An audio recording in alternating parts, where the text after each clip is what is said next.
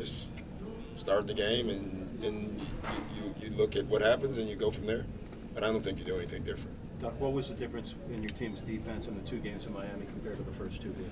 Well, the turnovers in Game 4 were bad. You know, we didn't do a very good job. When you take, it weakens your defense when you turn it over and give them easy baskets. So I thought that was a big thing, especially Game 4. I think we had 10 in the first quarter. And then I thought transition defense. I thought that they beat us down the floor. Wade got to the basket coast to coast several times in Game 3 and 4. Didn't do that in Game 1 and 2, and that's on us. Obviously, you want to finish this thing as quickly as possible. How much does any time off between the next series have to do with that?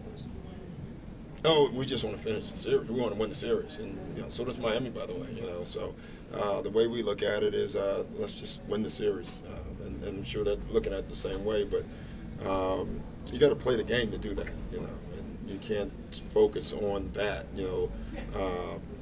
the end part. You got to do the before part to get to that part, and I think that's got to be our focus. It's just playing the game of basketball and playing our game.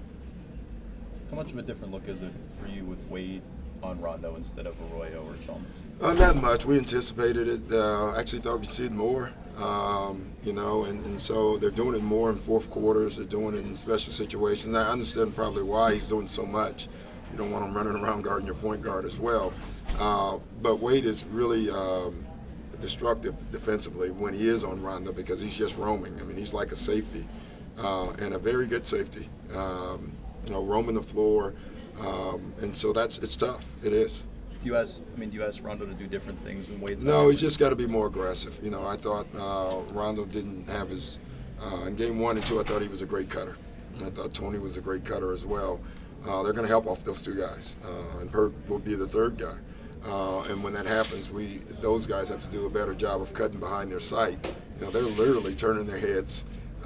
In some ways, almost ignoring where they're at, and when that happens, we have to be a better cutting team. Glenn was talking about actually taking charge of it and how he's become more, and he's embraced it more, I guess now.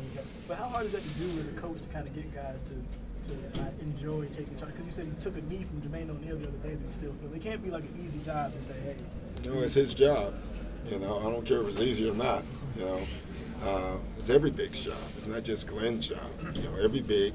If you can't block the shot, you should block the basket with your body and get there first. So Glenn has done it. He's done it very well over the last couple of years, actually. And he's not going to block a lot of shots. He's not a leaper, if you didn't know that. So, but he can block things with his body. There's no doubt about that. So that's what he should do, though. He's not doing anything that he shouldn't do. Guards should do it, too. There's like a fine line between